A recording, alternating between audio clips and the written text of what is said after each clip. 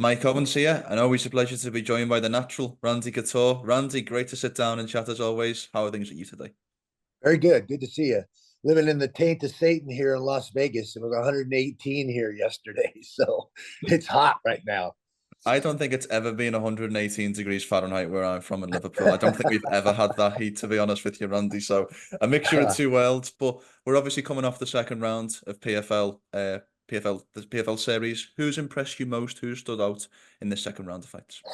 Well, Musayev is, everybody's got to be looking at Musayev right now. Shamil looked amazing, uh, you know, beating Dovletsan. I can't even, his Yagshi Muradov. It's such a That's good mouthful, enough. an amazing name. Yeah.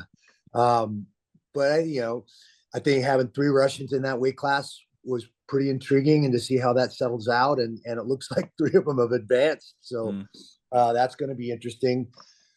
Tim Johnson's a great story, coming out of a semi truck hauling livestock across the country, taking the fight on short notice, qualifying with an amazing performance. And now he's going to get a full camp in before the playoffs and has a shot at $1 million.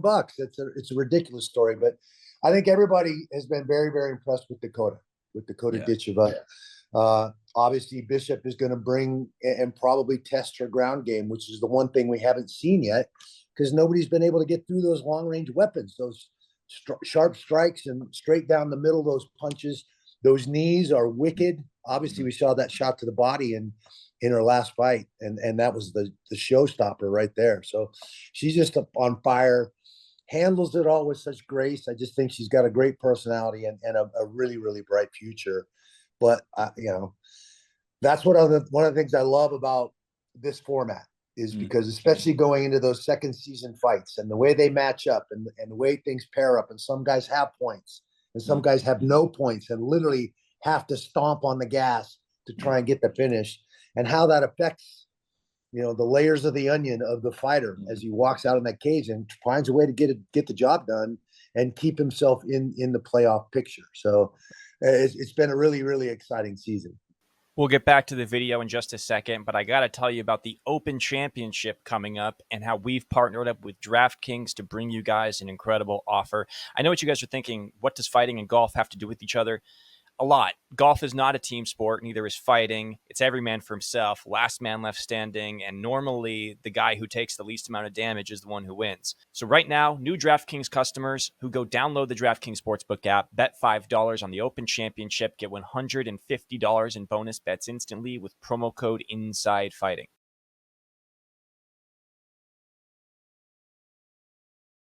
You mentioned Dakota there. I think it's really interesting. It's a really interesting parallel that she trains in the same gym as Kayla.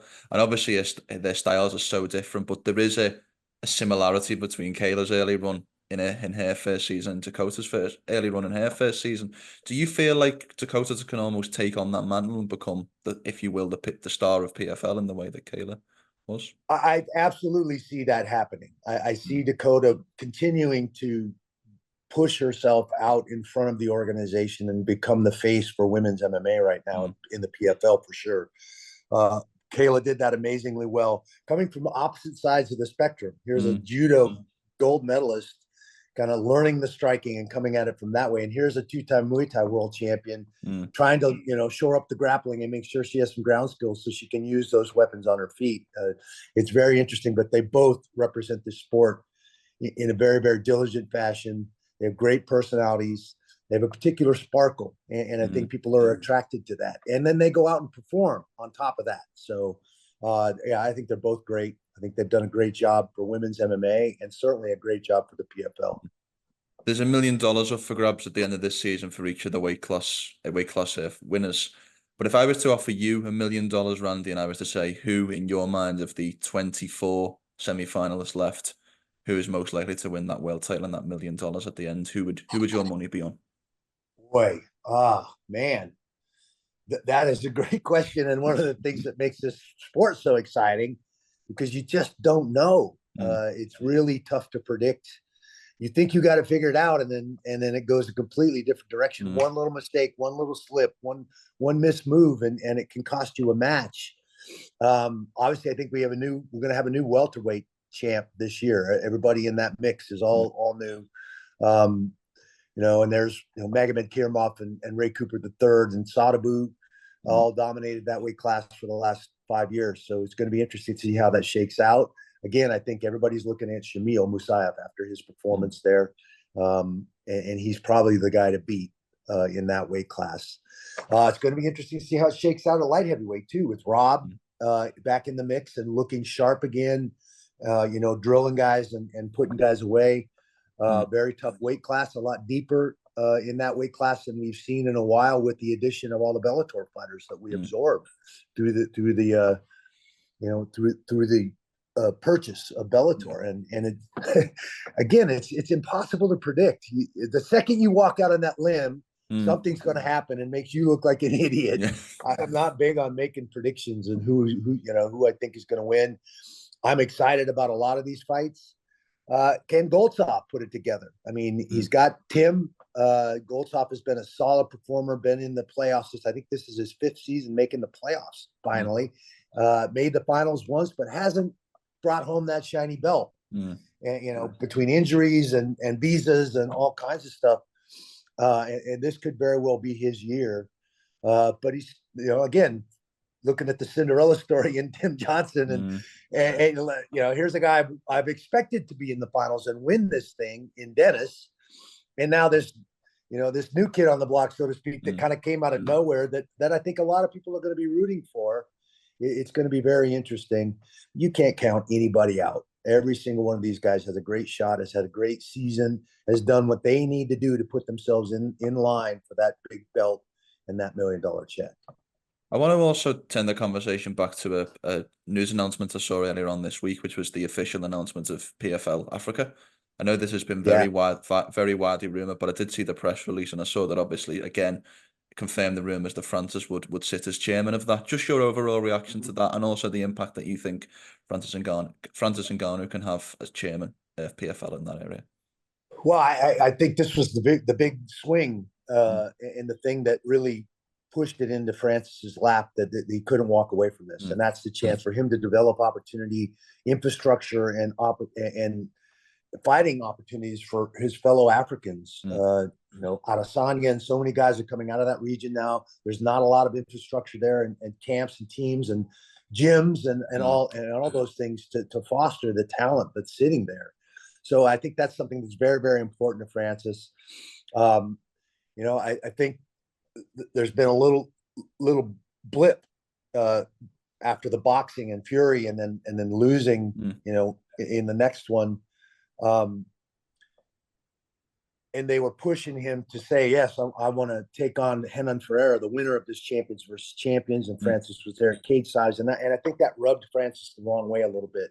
But at the end of the day, this opportunity to be the chairman for PFL Africa is what kept him there. And I think it means a lot to him.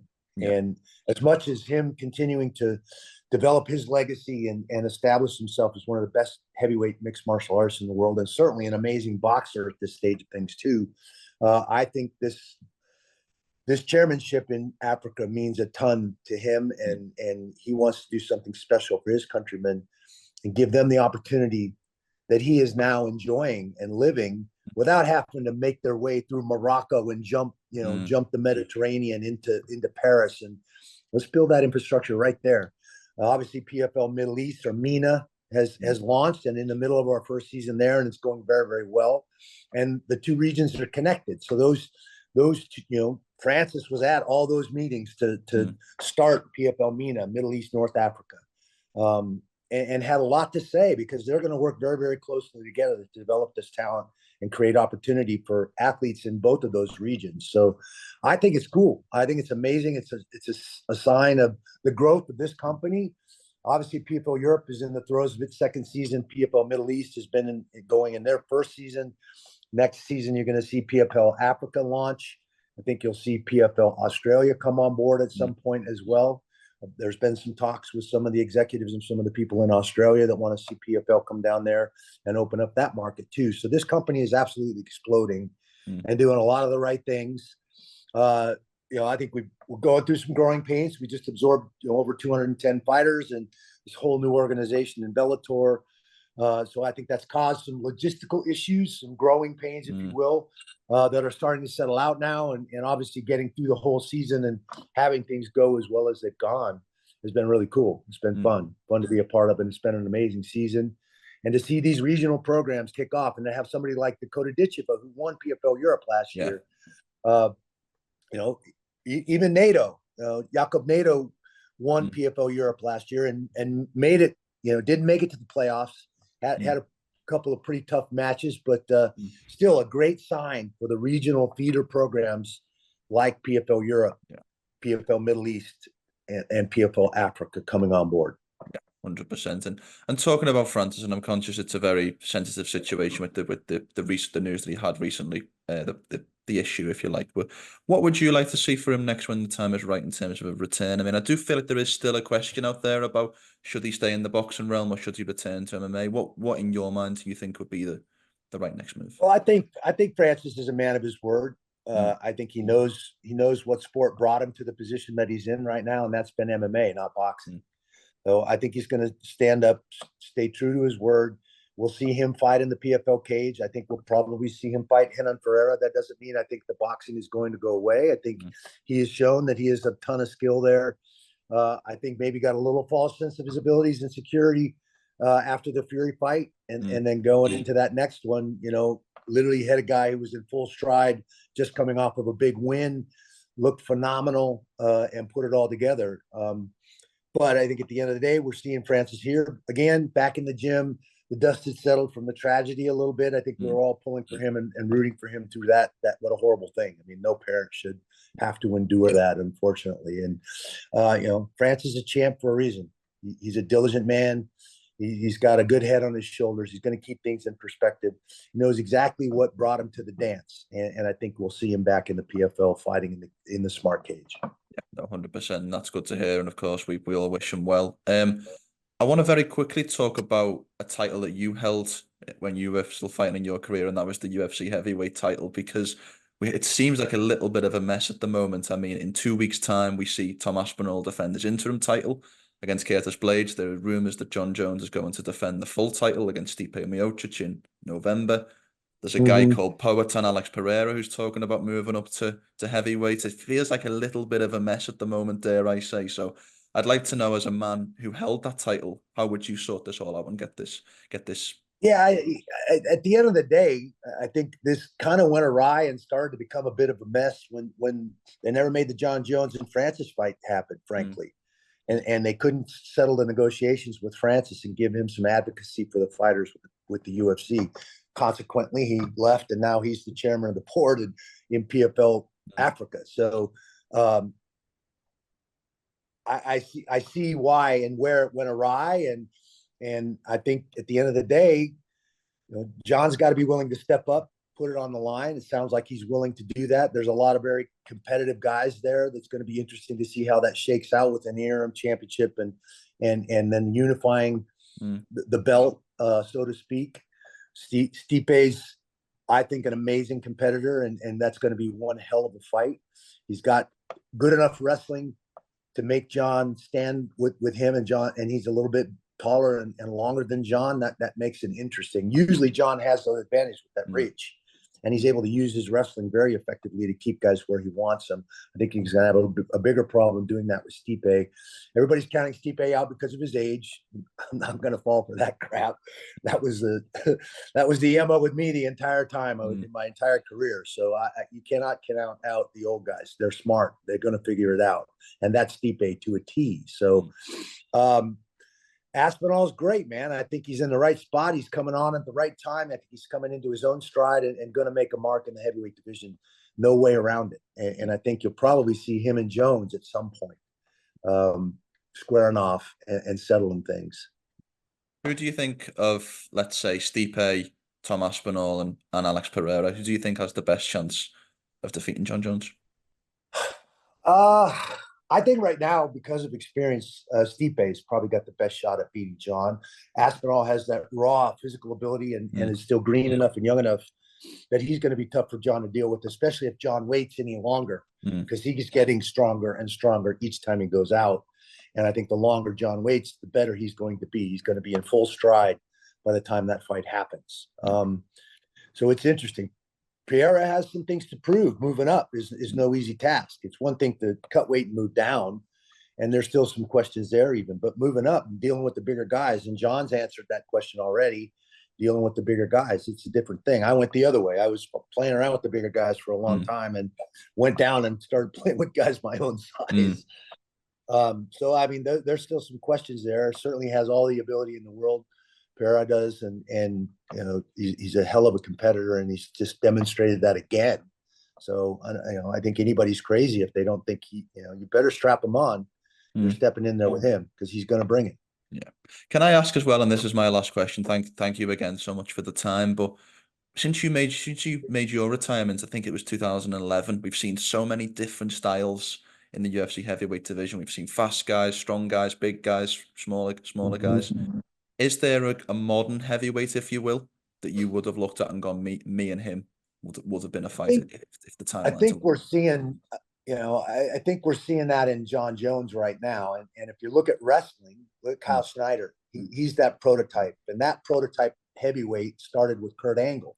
A little bit more compact, a little more athletic, not just the giant, great big guy that lumbers around. And if he gets a hold of you, you got a problem. These guys are actually athletic, actually have technical skill, and are very, very good athletes and competitors and technical wrestlers and technical fighters. And that's Jon Jones to a T.